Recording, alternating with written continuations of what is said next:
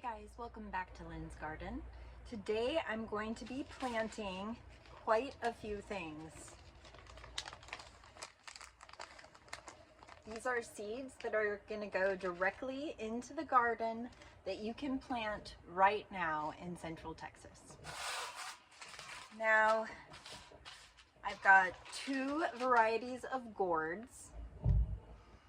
One of these is loofah, which makes those loofah dishcloths, but you can also eat them if in their younger stage. Once they're dried out and completely mature, then dried, you can have sponges and you can cut them and make lots of sponges. So these are fantastic in our area. They're fine through the whole summer, and they also don't get attacked by the squash vine borer, which at least in my part of Austin is a huge problem. The next gourd is Serpente di Sicilia Cucuzzi, if I'm saying that correctly. So these are from Baker Creek, so you can go to rareseeds.com to get these varieties. Not all of them, but I'll mention that. And this one did really well for me in my garden last year. It was amazing. They're really cool. When they're in their younger stage, they taste like cucumbers, and they can also be made into anything you can do with zucchini or squash, basically. So they're great roasted, and they can become a hot dish as well. I used them to completely replace cucumbers last year. That was super fun. Just don't let them get too big, or they'll have really big seeds and they'll taste terrible. So get them while they're young. All right, next. So that variety last year also, like, zero pest problems. Perfect. It just kept going.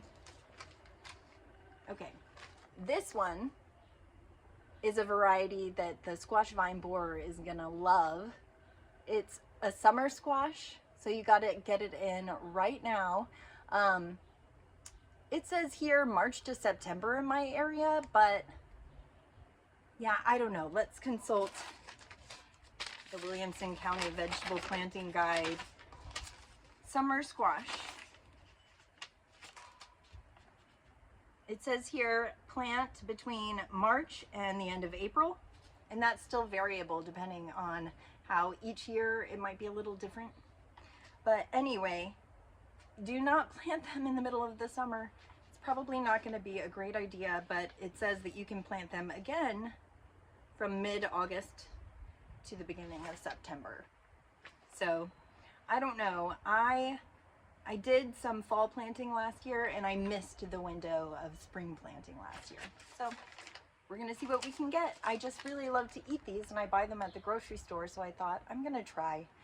They are very short, 53 days to harvest. So that means that I might be able to get some actual fruit before the squash vine borers. We'll see. I do know how to detect their eggs. They lay eggs on the base of the plant, or sometimes anywhere on the vine, and then they basically hatch from their eggs, bore into the stem in its larval stage, and eat your plant from the inside out. So it'll look absolutely perfect, like nothing's wrong, and then it will suddenly die. And that's happened to me, so hopefully that doesn't happen to you.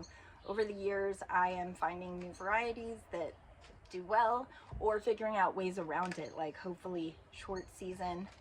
All right. So the next one is a Seminole squash, and this one is recommended for like your survival garden, so it's a pretty hardy one. And this one is a Cucurbita machata, and that type of basically squash is supposedly not really attractive to the squash vine borer, although they have totally gone for mine in the past. So doing that, like what was it,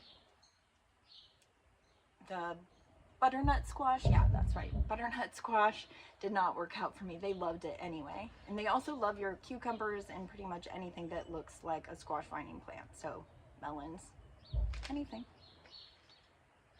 They are my probably biggest enemy here in the garden. Okay. Besides my dog that I've mentioned, at least they're seasonal. My dog is here all the time. So the cucumber that I'm gonna do is an Armenian yard-long cucumber, which is also usually recommended for kind of difficult growing areas. And this one is a Cucumis mellow. So it's in the cucumber family. And this is a classic Armenian cucumber that's actually a melon. And it's light green, mild tasting. It says, anyway, harvest at 15 inches, it says. So all of these are vining plants. I don't know, maybe this one might be a bush style plant, but the rest of them are definitely vining. I'm gonna use them kind of like cover crops. I might let them grow up things, but I'm also gonna let them sprawl out in my areas where these big, awesome leaves that have this tropical look are going to shade the soil and other plants during the summer when the Texas heat is terrible. And they do end up looking kind of sad and wilty in the afternoon in the really hot heat times, but they pop back up.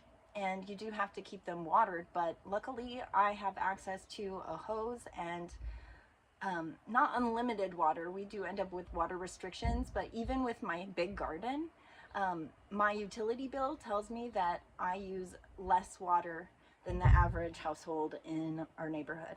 And we do have plans to eventually harvest rainwater when we can get a rainwater tank. So hopefully that will be in a future video. So I'm gonna go ahead and get to planting. So first I'm going to take these out of their packets and I'm gonna just mix them all together. And I'm just gonna use all the seeds that are left. These are not entire packets of seeds, so we'll see how many are in each. There were a lot of loofah gourd seeds. There are a few, like 7 Seminole squash seeds. Looks like there's a lot of this cucuzi.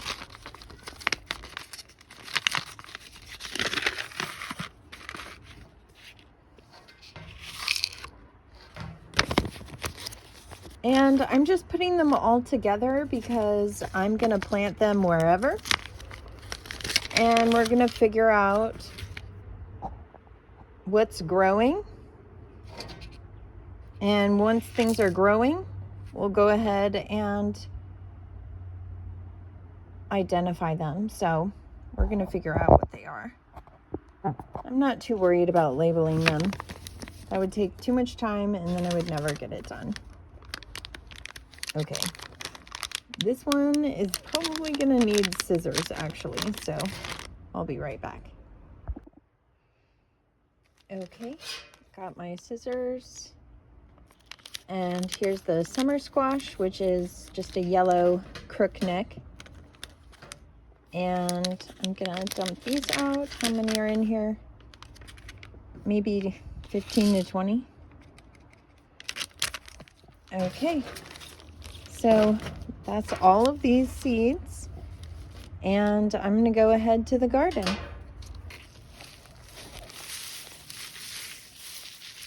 I'm just gonna move the mulch away a little bit, and I'm going to use this to create a hole that is about 2 inches deep.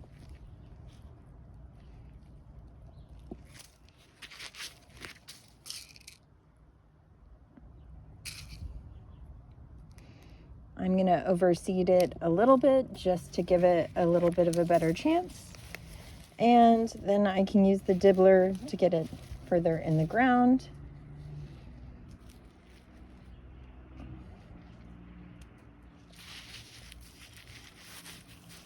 And when I'm done, I'm gonna cover it back up with mulch a little bit. And I'll come back and water the whole area.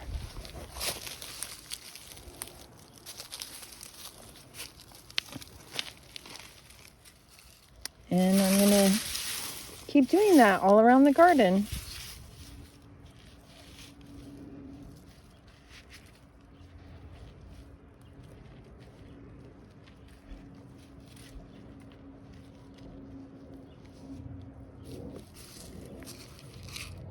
Already dumped some out, that's great. I will get them.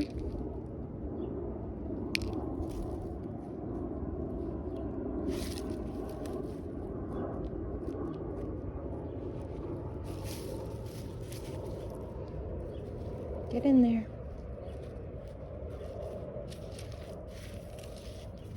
Okay. I'm gonna find, if I miss some, who knows, maybe I'll get another plant. These need to be seeded a little deeper, so they're not as good for just throwing on top of the soil, which is a technique I sometimes like to use. Okay, so I'm gonna keep doing that all over my yard, and we'll get hopefully some gourds, squash, and cucumbers that are going to be also cover crops, and we can eat them. Sounds great. See you in the next one.